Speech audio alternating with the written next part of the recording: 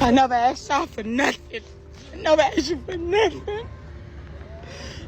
Lift my family up, man. My husband and my son just died in a motorcycle crash. Please, y'all. Lift us up right now, please, God. I ran to the side of that table and I just put my hand on his chest to see, like, maybe he's okay. Maybe he'll get up. But it wasn't a heartbeat there. He was cold.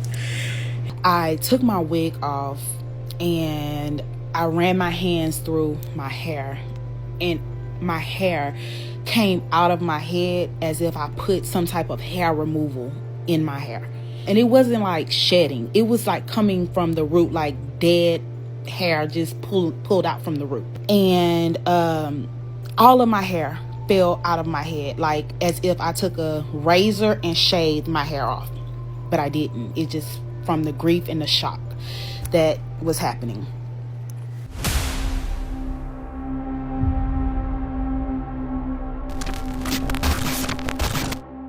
I first saw this video late last year, and I'm not gonna lie, I couldn't finish it. The first time I tried to edit it, I broke down crying at my desk. The second time, same thing. I must have started and stopped this production at least 4 times because every single time I'd get halfway through and I couldn't. But this story needs to be told. This is Liz, Fort Worth, Texas, May 8th, 2024. And in just a few minutes apart, she became a widow and lost her son. Not hours, not days, minutes. Her husband Casper and her son Denim left the house on their motorcycles at 6:30 in the evening. By 7 p.m, they were both gone. And what happened after? That's what this video is about. Fair warning, this is not the sanitized Hollywood version of grief. This is real grief, the kind where your body physically shuts down, where you call your job before your family, where you're standing in Burlington crying over a pack of socks because you have to buy underwear for dead people. This is what grief actually looks like when you lose 2 people in one day. So if you're watching this, understand something. No one gets to say, I know what you're going through to this woman. Because unless you've lost your child and your husband just minutes apart, you don't know. This is Liz's full story. 13 parts. All of it raw, all of it real, all of it in her own words. Buckle up. I have tried to record this video so many times, but I'm just going to go ahead and speak. This is part 1. On how I lost my husband and my son May 8, 2024. That morning was a normal morning in our house. My son and his fiance were getting ready for work. I was in my office working. My husband was off because his semi was getting fixed at the time. I heard the alarm going off on my house. I ran outside and I told my son, I said, you were going to leave without telling me bye. He grabbed me, he hugged me, spun me around and was like, bye mama. And they headed off to work. As I was sitting in, my office working, I heard my husband president pull up. My husband was a part of a motorcycle club called Square Business Riders out of Fort Worth, Texas. Him and his president, blood could not make them closer. Him and his president was like brothers.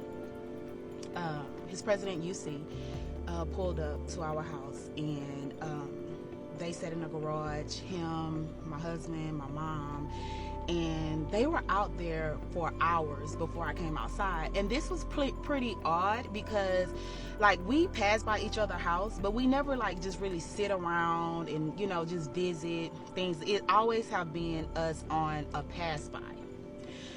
So hours had passed by. I was still working. I still could hear all of them laughing in the garage. So I grabbed my computer and I go outside with them and sit in the garage and just conversate with them. The afternoon is coming now. So my husband, President UC, said, I have to take my wife to lunch. He said, I'm about to go. He said, why don't you and Casper come with us? And me and my husband, we didn't even think about it. We was like, yeah, let's go. So we got dressed, me and my husband. We went to UC and Nikki's house. We rode to lunch with them. And now that I'm thinking about all of this, you know, that wasn't a normal day for none of us. But to us, it seemed like this is normal because we had such a great time. So we were sitting, having lunch, you know, just chit-chatting. My husband and UC talking about motorcycle stuff. Me and Nikki, you know, we're just mother stuff. And in probably the ending of us wrapping up our lunch date, my husband looks at me and he says, "This is your family." And it wasn't odd to me that he said that to me, because my husband lived by, you know, his motorcycle family and his duties. He loved the motorcycle world. And he was like, "This is your family. If something happens to me, these are the people you have to lean on." And I was like, okay, you know, it was normal for him to always tell me that from the time we were dating to the time we got married. We got up from the table, and me and Nikki were still, you know, chit-chatting, grabbing our stuff. My husband turns around, and he had this like, hold on, sorry. So my husband had this glow and this big smile on his face. So much so that me and Nikki just kind of looked at each other like, and Nikki, I remember something to the fact of Nikki saying, "What's up with him?" You know? But he just turned around and he just smiled at us. And he just like took off walking. And we get in the truck with them. They drop us off to our car. You know, I can remember this like it was yesterday. We were listening to Kendrick Lamar, you know, song "Not Like Us," and just trying to, you know, dissect it and talk about it. So we get back into our car. We tell them bye. We get home. When we get home, my son is at home now, him and his fiance. And my son, he's a gamer. Like, he's on the game. So the girls, we're out in the garage. My mom, my son's fiance, who I call my daughter, and actually my youngest daughter. We're sitting in the garage. At this time, my daughter was 7 months pregnant. My husband came outside and he said, "I'm going to run to 7-Eleven to go and get me some snacks, something to drink, because I'm going to watch this movie," because he was heading off to work the next morning. And for a very long time, this have ate me up. I told my husband, I said, "Why don't you bring denim with you? Y'all take the motorcycles and bring denim with you." And that killed me for a long time. Because if you knew my son and my husband, they always were together. They love riding their motorcycles together, things of that nature. My son was in the middle of a game, so my husband waited for him, waited probably 20 minutes. And I can vividly see my son come to the door with his gaming headset on. And he said, "We want to ride." So they got their helmets and everything, and my son hugged his fiance, and my husband, he walked back in the garage and he grabbed my hand and he said, "I honor you." And he said, "I am so in love with you and I love you so much." And that was my husband. He was very passionate, loving, and he always would, you know, tell me that. So it wasn't like, you know, he said that and I was just like, this is new. That was him all the time. So they get on their motorcycles, and I'm gonna try to insert a picture of them from my cameras that day. My mom forgot I don't know where I got this from. I know I got it wrong, but I don't even know what I got. This is like a uniform.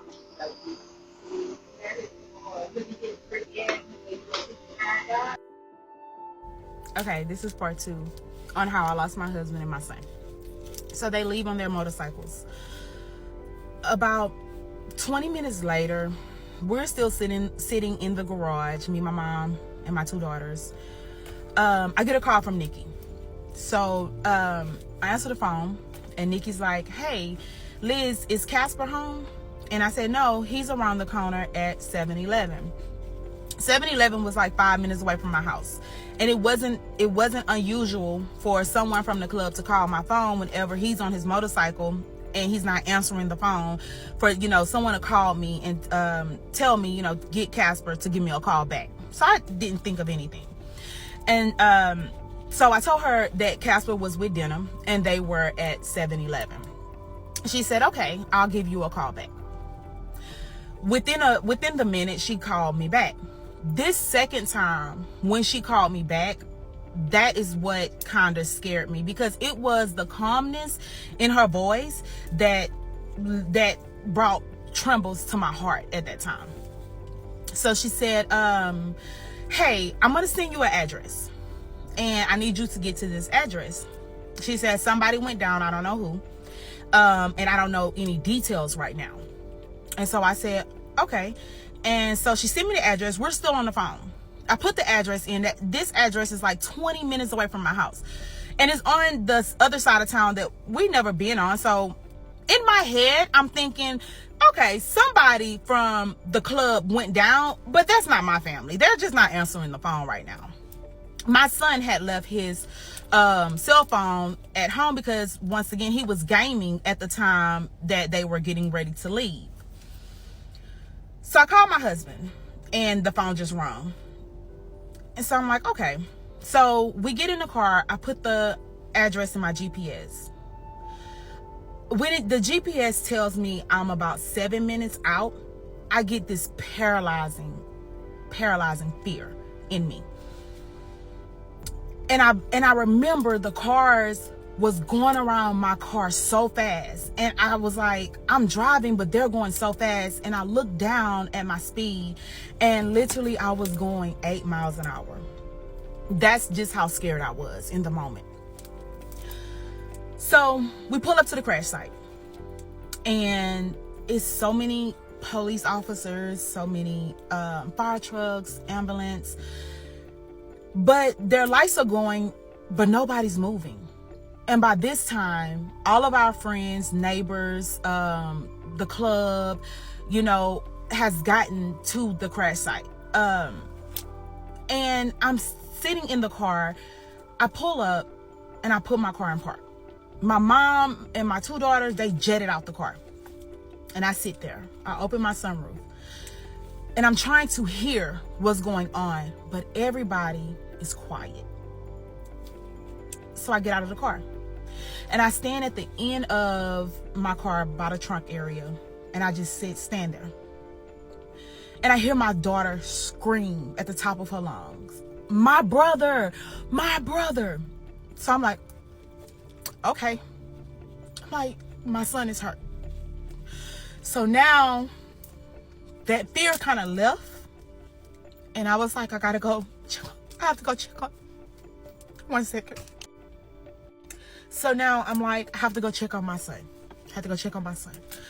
So as I'm walking across the street to get towards the crash site, one of my husband's friend, she stops me. And she has tears in her eyes. But she never said one word to me. And she just hugs me. And I said, it's my son. I said, my son is hurt. Huh? And she never said anything. She just stared at me. And she looked at me like, I wish I could just tell you that your son is hurt and everything else is okay. She didn't say anything to me. By that time, my husband's president was pulling up. But my daughter-in-law was walking towards me. She wasn't crying. So I'm saying to myself, okay, he's hurt, you know? So I'm trying to walk towards her, but I have a crowd of people stopping me from walking towards her. Oh, excuse me, y'all. So my daughter-in-law walks up to me and she said, Mama, it's both of them. I said, they're both hurt. She said, no. I said, well, what? She said, they're both dead. I gotta take a break. I'll come back with part 3. That, I honor you? Those were the last words he ever said to her. And that phone call from Nikki, that calm, too calm voice. That's the moment Liz's brain knew, even though her heart was still trying to convince her everything was fine. 20 minutes. They'd been gone 20 minutes. Okay, part 3 on how I lost my husband and my son. So, after she told me that they were both dead, I passed out. As I was coming to, I could hear them yelling to get my husband's president, because I can hear my husband's president yelling, but everything is so muffled. I couldn't understand what was going on. But as he got closer, I hear him yelling, "Casper, get up. Casper, get up." And by this time, Nikki's approaching me. And I just remember she looked at me and I looked at her, and I just collapsed in her arms. And when I spoke with her days later, she was like, "I was so scared for you." She said, "You collapsed in my arms, Liz, and you just wasn't breathing." She said, "And I didn't know what to do." She said, "I just was screaming, 'Liz, breathe. Liz, get up. Liz, breathe.'" But I was just devastated. I was devastated. When we pulled up to the crash site, I didn't even realize. I seen the car that caused this accident, but I wasn't really, focused on, usually the norm, what the norm is you ask what happened. I never asked what happened. I just needed to know that they were okay. So I'm looking, but I'm on the other side of the car. My husband and son is on the opposite side where I'm at. So I never seen them. I do know that my son was about 10 feet away from my husband. I won't go into any details about the driver and whatever, but it was deemed an accident. Basically, he pulled out in front of them, and my husband hit the vehicle.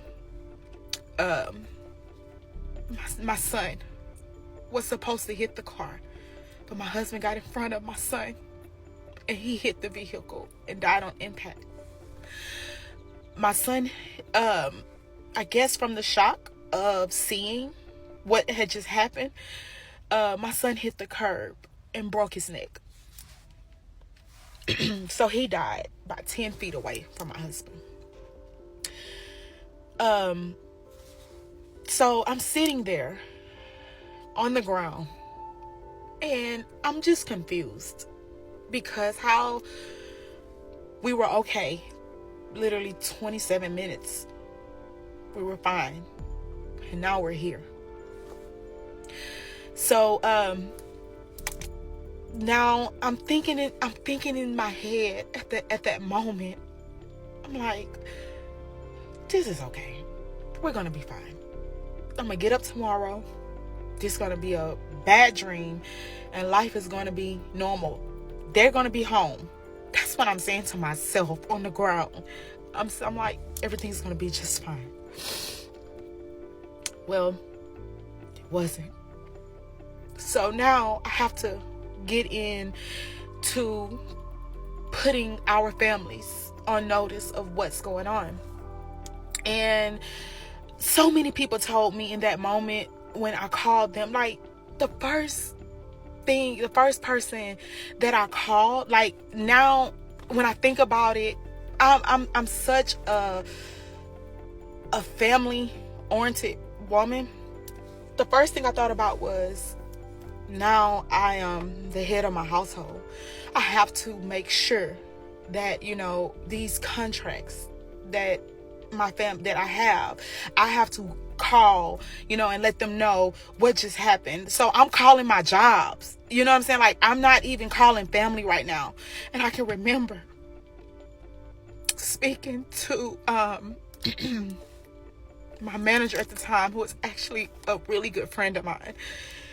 And I told her, I said, I'm standing outside of the crash site where my husband and my son just went down. They're both in the middle of the street and they're dead. And I remember her saying, "Liz, why are you calling me?" You know, she was like, this is not even, don't even worry about that right now. But in my head, I was in survival mode. Like, okay, it's me now. I'm gonna take a second, y'all. Part 4 on how I lost my husband and son. So now I'm putting our family on notice. My husband was from Seattle, Washington. So I called his mom, and I just remember saying, you know, Denham and Casper are dead. And I can remember her saying, excuse me? And that was really all I could say at the moment was, they're dead, mama. And I didn't go into any details about how they died or what happened. I told her, I'll call you back. I called my husband's dad, my brothers. And even in that moment, like, a lot of the things that happened in that moment is very foggy to me. I had no idea that I jumped on Snapchat and I was screaming to the top of my lungs, videoing that crash site. And if I can find that video, I will insert it. I never asked y'all for nothing. I never asked you for nothing. Lift my family up, man. My husband and my son just died in a fucking motorcycle crash. Please, y'all. Lift us up right now, please, God. She called her job, not her family, not her friends, her job. Because when your brain can't process that you just lost your husband and your son in the same accident, it defaults to survival mode. What do I need to do to keep functioning? Who needs to know? How do I keep this household running? That's what real grief looks like. It doesn't make sense. It's not logical. It just is. Part 5 on how I lost my husband and son. So now everyone is on notice. And if I didn't call them by me putting the Snapchat up, in the mix of me just being confused, grieving, and just trying to get the word out that this just happened, you know, contact me. We're devastated. My family is calling, you know, my husband's family from Washington, they're calling. And I can remember not even explaining what happened. I just was like, they're both dead, and just boo-hoo crying. And my husband's mom is like, what happened? How did they die? And I'm just like, in a motorcycle accident, you know, and I didn't have all of the details. And this is really where Square Business Riders actually stepped in and shielded my family from a lot of heartbreak. My husband's president, I depended on him and his wife to do so much, and they did. They, like, a thank you could never be enough for what this MC done for my family. I never buried, you know, family members, so I don't know what to do. I don't know who to call. I'm not in my hometown, you know, so I'm in a new city. Even though I've been here for years, I don't know what to do. I can remember my mom, you know, crying, my daughter-in-law, and all of a sudden, I just took a deep breath, and I was like, it's time to go. It felt like we were out there for forever. And I said, it's time to go. And I remember walking towards my car, and my husband, club member, was like, whoa, no, you can't drive. You can't leave. D actually lived on the same street as me, and he was a part of my husband's MC. So he was like, I'll take you home. I'll take y'all home. And I just remember getting in the backseat of the car, and I was just distraught. I closed my eyes going home, and it just felt like it took us forever to get home. But reality did not set in right then and there. I just knew when I got home, I was going to wake up they were going to be at home and everything was going to be okay. This was just a dream, whatever. So we get home and I'm just sitting in the garage and it's just quiet, you know. By that time, you know, everybody is passing by. They heard what happened, things of that nature. And, you know, they're just checking on us. But I'm just in a zone. My daughter is in so much pain. She is going into labor. And at that time, she was like 7-8 months pregnant. And I just remember telling her, I can't bring you to the hospital. Just try and, you know, lay down, relax, you know, your blood pressure is up. And she, you know, she did that. She didn't really, you know, bother me. She just basically just stayed, you know, laying down and just fighting through it. But I was so confused. Like I was confused for like a week. So in that night, so once everyone basically went home, my daughter went into labor. And I remember going to the hospital and them taking her to labor and delivery. And I just could not compose myself. And I'm trying my hardest to, you know, not make this about the tragedy that just fucking happened 10 hours ago. You know, I'm like, okay, calm down. Everything is going to be just fine. You know, your grandbaby is, you know, is trying to come early, and it's because of the stress that, you know, my daughter is going through at the moment. And I just feel so bad because I kept losing conscious at the hospital. So I'm in the room with my daughter, and I can remember blanking out and coming to. And my daughter said, please take care of my mama. Just take care of my mama. And I'm just boo-hoo crying because I feel like this is not even about what just happened. This is about your granddaughter. You know, like, you can't even hold it together. That's what I'm saying to myself. And I remember the nurse, they put me in a wheelchair, and I just, you know, I was so ashamed. And the nurse was like, you just suffered a tragedy, you know. And I can remember she was crying with me. And I said, I can't even keep my emotions together from my grandbaby. I said, I'm so embarrassed. And she was like, you know, this is a major tragedy you just suffered. She was like, you shouldn't feel embarrassed. The doctor came in, gave me some medicine, and 10 hours. It had been 10 hours since the accident. And now her daughter, 7 months pregnant, is going into early labor from the stress. Grief doesn't just attack you. It attacks everyone around you. It's a shockwave. Okay, part 6 on how I lost my husband and son. So the doctor gave me some medication that actually knocked me out for a few hours.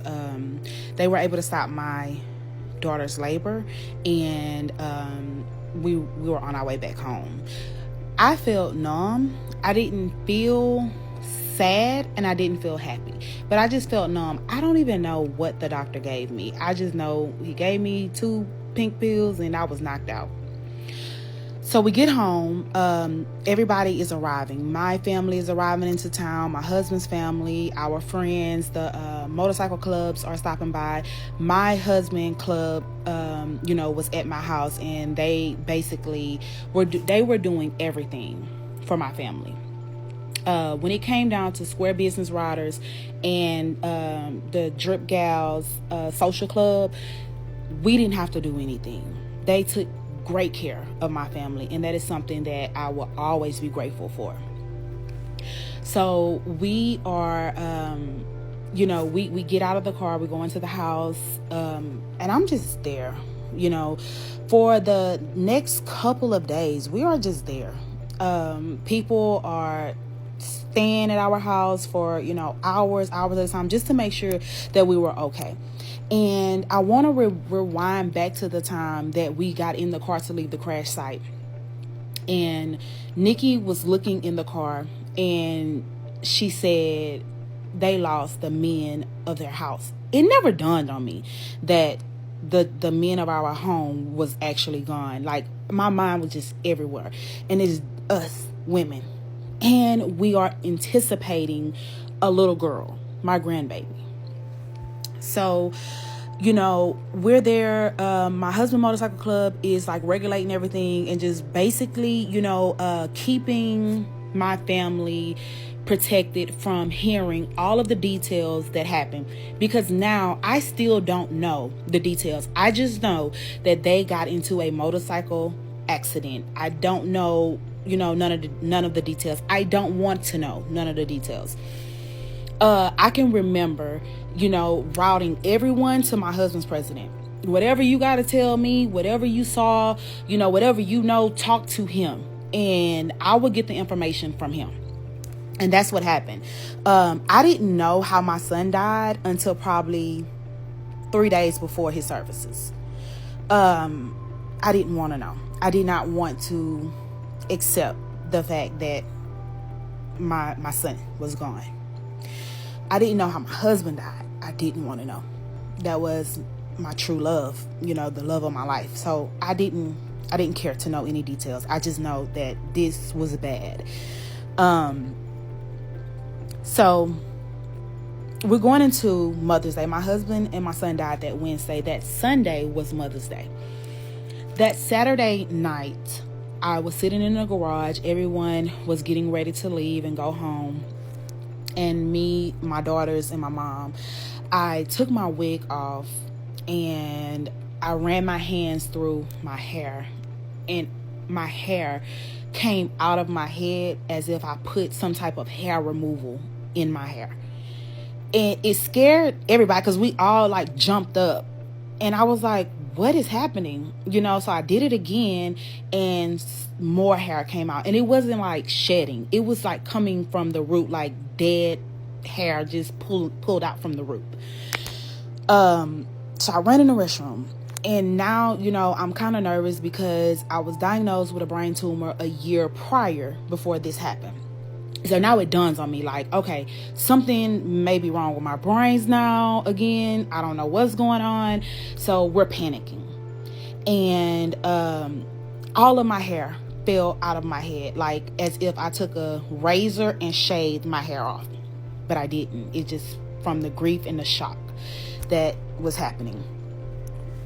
So if I can find a picture, I will cover my face up and insert that picture, because I was still sitting in the garage when I pulled out all of my hair.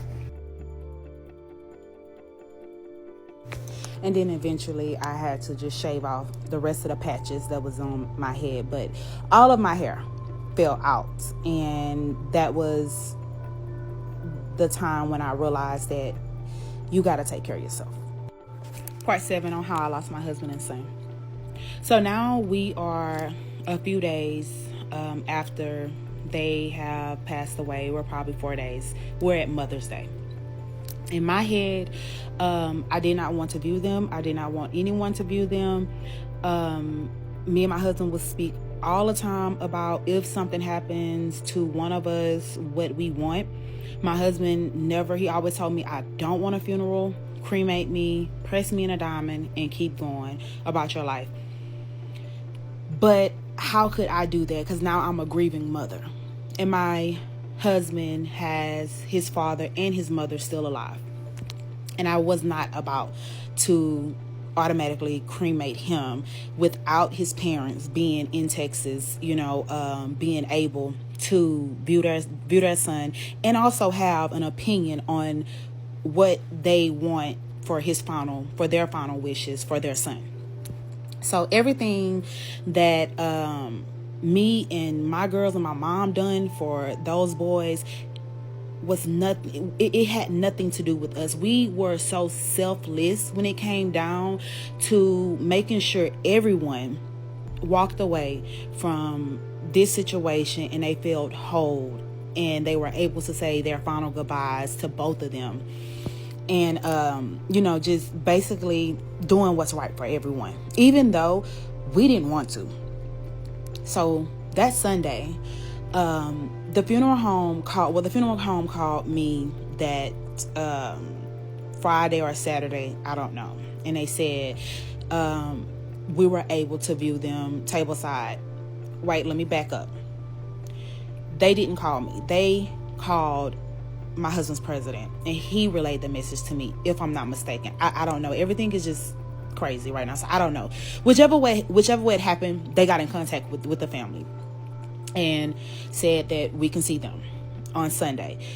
I had already told everyone, I'm not seeing them. I don't want to see them. Y'all can go up there to see them, but we're not going. I was laying in the bed that Sunday morning around 8 o'clock. My ex from years ago, his mother called me, and I see it's her, and I'm like, and me and her, we didn't have a good relationship. So what made me answer the phone, I guess I just wanted to know what she was going to tell me in that moment.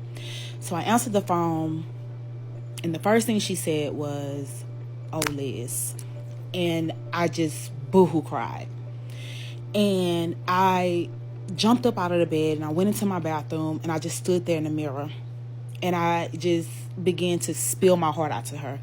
And I told her, I was like, I don't know why this happened to my family.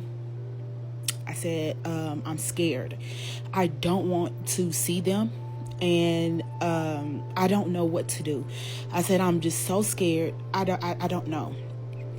And this woman's words, they ring loud in my head still to today.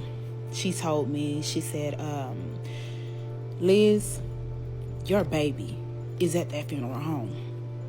Your husband is at that funeral home. She said, I want you to get up. I want you to fight that fear. And I want you to go and embrace your baby. Embrace your husband. She said, this is going to bring you so much peace. But running from fear is not going to do anything in this moment. Her words filled me so bad in that moment that I jumped up in my night clothes and went to the funeral home. Me, my mom, my two girls, and my niece. My niece was in town that night, and we all just left. Everyone, like, we didn't do nothing. We ain't brush no teeth. We ain't change no clothes. Nothing. At that time, I was just determined to fight how I felt. Like, right now, even talking about it, I still shake. Like, I'm not over that. But I remember jumping into the car with my girls, and we went to the funeral home. And I'll insert the picture of us at the funeral home. Her hair fell out. Not from chemo, not from illness, from grief. Her body was literally shutting down, shedding itself, giving up. And then, a phone call from someone she hadn't spoken to in years. Someone she didn't even have a good relationship with. And that phone call? That's what gave her the strength to go see them. Grief is strange like that. Help comes from the most unexpected places. Part 8 on how I lost my husband and son. So we get to the funeral home. The only people who are there is my husband's motorcycle club. Those are the only people that I was going to allow to see them. So as we pull up, they were all pulling up, just getting out of their cars. And I can remember getting out of my car, and they were looking at me like, why are you here? Because you said you wasn't going to come. But it wasn't like looking at me like, why are you here? They're looking like, are you okay? Are you sure you can go in here and be okay? Because the 4 days that, they had been at my house, and, they really had already knew my mental state, and they were just trying to make sure that you're okay to go in here. And I just didn't say anything. And I was just like, I'm going in. So we went inside of the funeral home, and I am so afraid of funeral homes. Like, I'm so afraid of funeral homes too. If I have to pass by a funeral home, I will literally go all the way around not to be around a funeral home. I don't like it. But what I can say is that Tree of Life Funeral Home was so kind to me. I can't even tell you how kind and professional that staff is at the Tree of Life. We walk inside the funeral home, and we all go to the back because they are table side. And they're side by side in this room, and they just look like they're asleep. And I'm standing there, and I refuse to look at my son because I wasn't ready to accept what was going on. So I ran towards my husband, and I just stood there and I just cried. And I had this thing what I used to do is I would lay my hand on his chest at night and feel his heartbeat. I ran to the side of that table and I just put my hand on his chest to see, like, maybe he's okay. Maybe he'll get up. But it wasn't a heartbeat there. He was cold. And he was just laying there like he was asleep. Then I focused on my son. And I just, my heart just crumbled. I just looked at him and I was so afraid to even touch him. And in that moment, I just stood there. I wasn't afraid to touch my husband, but I was afraid to touch my son. I didn't know why, but I didn't want to touch him.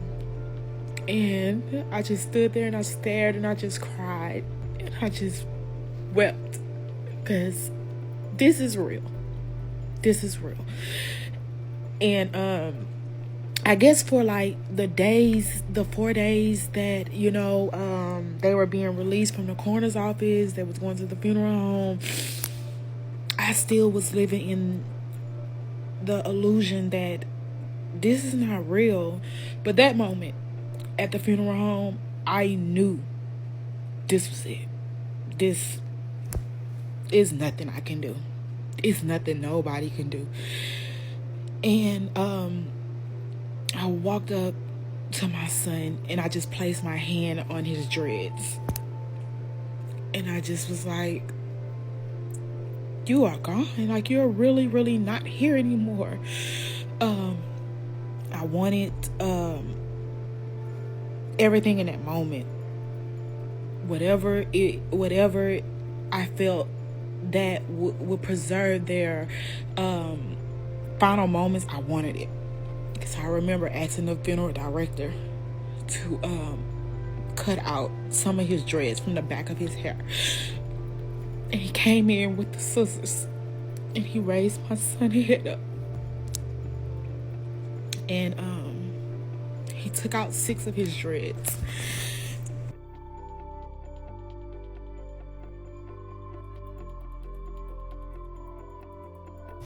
Part 9 on how I lost my husband and my son. And I'm sorry that I had to break this up. I had no idea that it was going to take me this long to just actually speak about it. This is my first time speaking about it. So I'm sorry that it's broken up in so many parts. I think this is going to be my last part for tonight. And then I'll try again tomorrow. But he handed me my son dreads. And I just remember standing there and I just was holding them and I was smelling them, just really trying to make my brain catch up with what is happening in our life right now. I called my husband's mom on FaceTime. She requested me to call her because I called her when I was on my way to the funeral home, and she said, I want to see both of them. And I let her see both of them on FaceTime. And now it's time for us to go home. So on my way going home, I was destroyed. I was just, it felt like it happened all over again, because now I've seen them and I realized that this is real. And what are we going to do from here? I have no clue. But my mental state was in shambles. It was horrible. We get home, and by this time, the drip gals had brought and when I say the drip gals is a social club. They brought so much stuff for us. Square Business Riders had so much stuff for us, so much food, water, toiletries. They actually showed me how I have felt so many people when they have lost a loved one. Because we think, if I just show up to the funeral, that's enough. If I call you, if I, comment my condolence to you or whatever, that should be enough. And it's not. So now we're moving into planning a double funeral. One of the worst parts that I can tell you this, the funeral process makes this process even harder. The funeral process is the worst process. I wanted to have both of their coffins closed. I did not want to see them, but this was before I actually seen them at the funeral home. So now that I have seen them, I sit down with my girls and my mom, and I tell them I'm opening up both coffins at the services. And my mom and them, they agree. So I set their funeral date to May 25th. This was going to give my husband family time, my family time. My family stays, 5.5 hours away. His family stays in Washington. This was going to give everybody enough time to get into town. So now we're planning their funerals. I'm dealing with everything for my husband. I allowed my son's fiance to do everything for him, and which I'm so grateful for, because I could not do anything regarding my son. I didn't even want people saying my son's name. It got to the point to where family members was coming in, and everybody who was already there the day of the accident knew from that point on not to mention my son. Don't say anything about him. Don't say anything. You don't even say his name around me. And it got to the point where family members was like, are you forgetting that you lost your son too? Which is, I understand, because everyone was talking about my husband. Everyone was, just telling memories about my husband. No one mentioned my son because they were on notice not to mention my son. The sound, just people saying his name, just made me lose it every time. And it got to the point where I had to check myself and realize, like, this is real life, and you're gonna have to face this, but I wasn't ready. She touched her husband's chest, the same chest she'd laid her hand on every night for years to feel his heartbeat. Cold. No rhythm, no pulse, no warmth. And her son? She was afraid to touch him. Not because she didn't love him, but because touching him would make it real. And then she asked the funeral director to cut 6 of her son's dreads, to keep, to smell, to hold. Because when someone's gone, you hold on to anything that still carries their presence. Okay, this is going to for sure be my last video for tonight. This is part 10 on how I lost my husband and son. So I got a little ahead of myself. That I believe it was that Saturday or that Sunday. I'm not sure. Those days are all running together for me. But I don't know which agency called to release their clothes.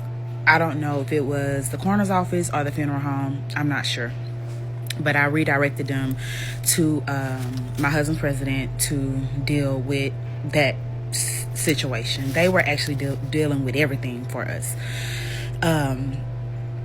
So he got my my husband's vest and helmet that he went down in. And of course, that was a no-brainer. My husband's cut that he was in was property of SBR, and I wanted them to okay the fact that my family can either receive that vest or it will go to his motorcycle club for them to do, whatever they were going to do with the vest. So my husband's president and his wife calls me and they tell me they have my husband's belongings. I can't remember how I got my son's belongings. I don't remember at all, but we got his belongings too. My husband's president came to present his vest and his helmet to me and my family. And I can remember, his wife asking me, "Are you okay to receive this? You sure you want to receive this?" And I was just like, yeah, like that, this is fine. Like, I have to face my fear. And this was just so bad to me mentally. So he goes to his truck. He pulls out the vest and the helmet. And I just remember just crying because I could still smell his blood on the helmet and on the vest. The vest on the back of my husband's cut, it was white, but by him bleeding out, it was red, like the wordings and everything. And I have a picture.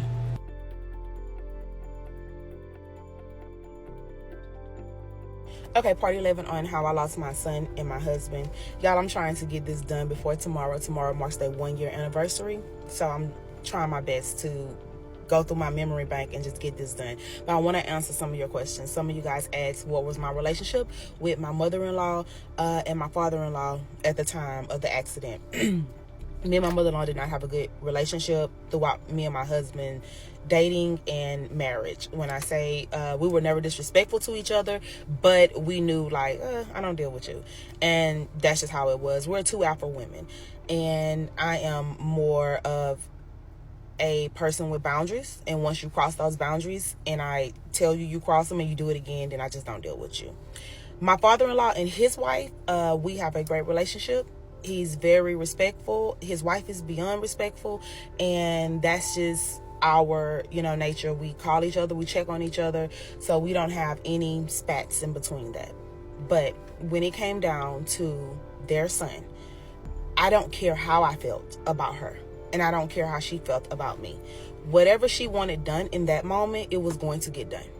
Whatever my father-in-law wanted done in that moment, it was going to be done. It was not, I'm the wife, I do what I want to do with my husband, and it's not, no.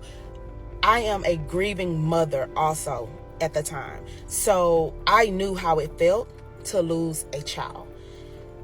I wanted everything to be done perfectly for them and also for me. I just wanted us to all be able to have peace after these services.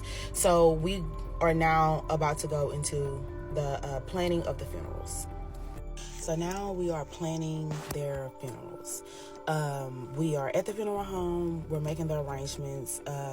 My husband's family is coming into town later that week. It was a week in between their services, so they're coming into town. I had a few days to write their obituaries, bring their clothes to the funeral home, and view them. I had to basically deal with the funeral home 3 or 4 times throughout that time before the funeral actually happened. So we get the dates, we get everything laid out for their services, the colors and everything. And now it's going into writing, obituaries. I can remember I wrote my husband's obituary probably the next day and sent the pictures for the obituary. And I waited for my son. I asked his fiance to write his obituary as if she had known him when he was a kid and knew, they were together for 5 years. And I remember her saying, "Mama, I can get the pictures together, but I need you to sit down and write his obituary." And she was like, "And you can just tell me, what you want to write on the obituary, but I can't do it." And I just remember just boo-hoo crying.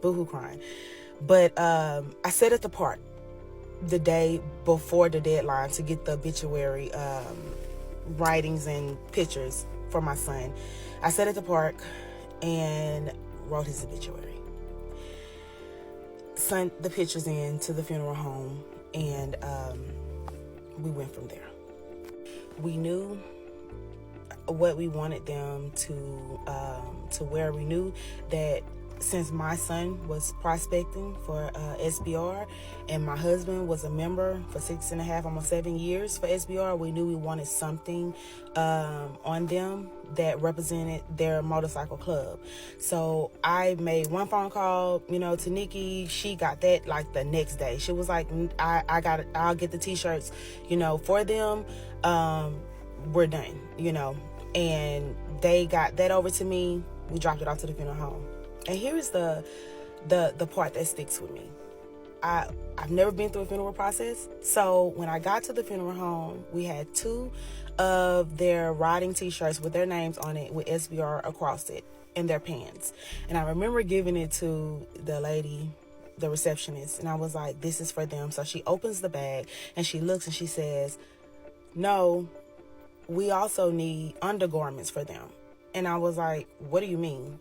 And she said, "I need you to go and get underwears, socks, t-shirts, if they wore t-shirts." She said whatever they wore when they were alive is how we dress them. And I was like, okay. And I just turned around and I walked out of the funeral home. Me and my daughter-in-law, my mom and my daughter were sitting in the car because they hadn't had enough of dealing with this process. So we get in the car. And I remember, I don't know if we went to like a Burlington or a City Trend, but we went somewhere around the corner and just kind of bought the stuff to bring it back to the funeral home. And I can remember holding up a pair of socks and, boxers for them. And in the middle of the store, I'm just boo-hoo crying. And I'm just like, how is this my life? And why is this my life? Things of that nature. Like it just was so emotional. That was an emotional process. But we got it back to the funeral home, and now they're going to dress them. So they called me probably a day, probably that Thursday of the week of the services. They called and they told me that we have a final viewing. And the final viewing is you viewing your family member as if they are set up at whatever site you have them at. And I can just remember shaking so bad. I have already seen them, once, but it's like you have to see them again before the services and basically approve that you like how they look and it is okay to present them at the service. So now it is the Friday before the services, and my husband's father, his sons, and his wife, they are all in town from Washington, and they met me at the funeral home. So it's me, my daughter, my daughter-in-law, my mom stayed in the car, but the funeral home basically have them set up in a chapel, where you can go in and see them. But the way how this chapel was, the doors was actually closed. It's kind of like a small kind of room area, but it is how they would be set up at their services. So I remember the doors opening to that chapel, And the smell of flowers, I hate the smell of flowers because it just kind of reminds me of a funeral home. It just hits me like a whirlwind. It hits my daughter. My daughter, who was 8 months pregnant at the time, she's standing there and she goes limp, like weak. We're not even in the room. The door's just open and it's just the smell of fresh flowers. And my daughter just goes sit in the lobby. She never comes into the room. My daughter-in-law grabs my hand, and she's like, we got to do this. We have to. Like, it's okay. Let's go in. We walked in. I didn't even look at my son. He was on the right side of the room. My husband was on the left side of the room. And I just turned my back to my son. And I just looked at my husband. And every thought, every memory I had of us as one family, I just stood there and I just cried and I just stared at him. And I'm just like, you're not coming back. Like, this is it.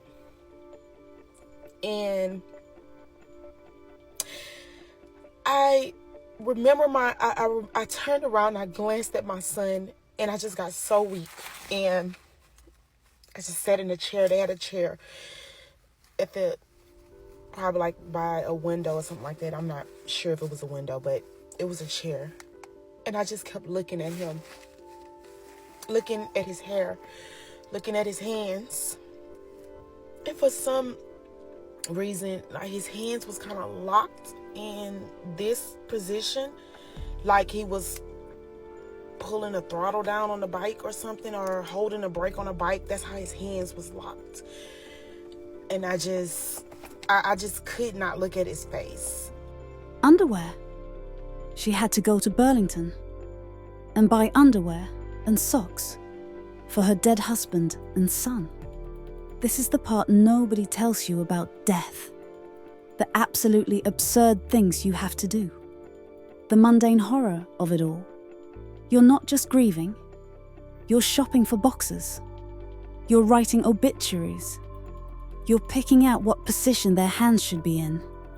And through all of this, Liz put her mother-in-law's feelings first, even though they didn't have a good relationship, because she was a grieving mother too, and Liz understood that.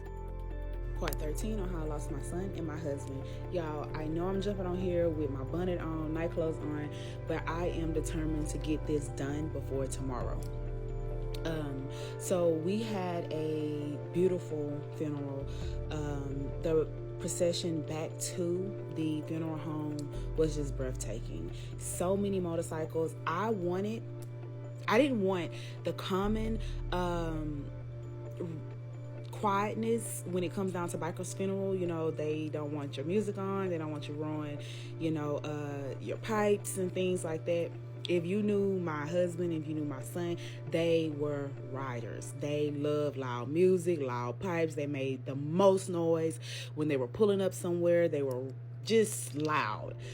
So I remember telling everybody, like, I want to hear you. I want to hear your music. I want to hear, the rolling of your pipes. And still to today, even when I ride my motorcycle, it makes me tear up. Because those were the noises that alerted my family that, hey, they're outside, open a garage or something like that. So I'm trying to keep it together, y'all. I've been crying on every video, but this is just raw me right now. So I'm going to insert a couple of videos on here. They still are videos on my page that I had uploaded around that time, but it's a couple of videos that I want to insert on here so you guys can see exactly what I'm talking about. And I will also upload the video of us returning to the funeral home because they got cremated.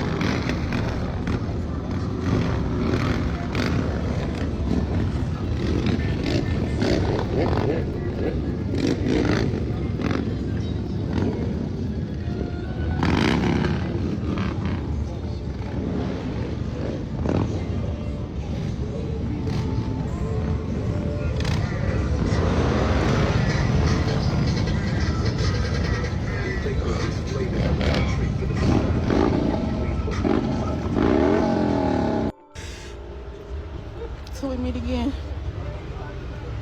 His brothers. All right. Son. Love you, big boy. Till we meet again, baby. Take care of yourself. Never tell him goodbye. Bye, son. Till we meet again. Love you, boy.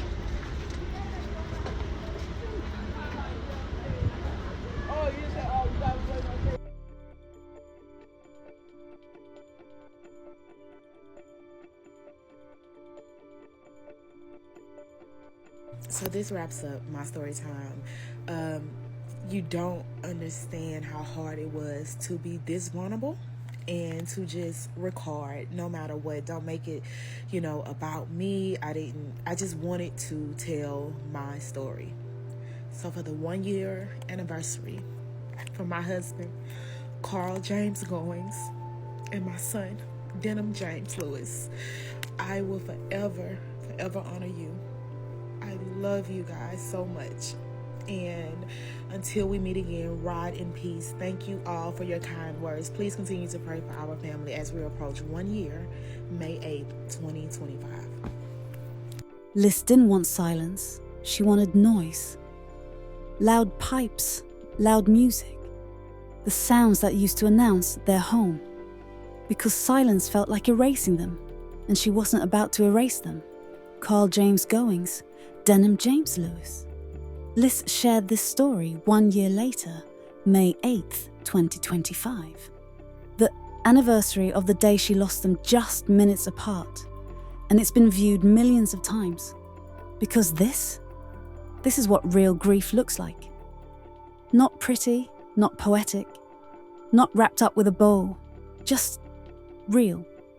The hair loss, the survival mode, the cold chest with no heartbeat, the dread she smells to remember him, the funeral she chose to make loud. Rest in peace to Casper and Denham, and strength to Liz and her family as they continue to navigate life without the men of their house.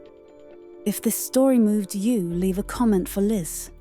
Share it, because sometimes the most powerful thing we can do is simply witness someone else's pain and let them know they're not alone in it.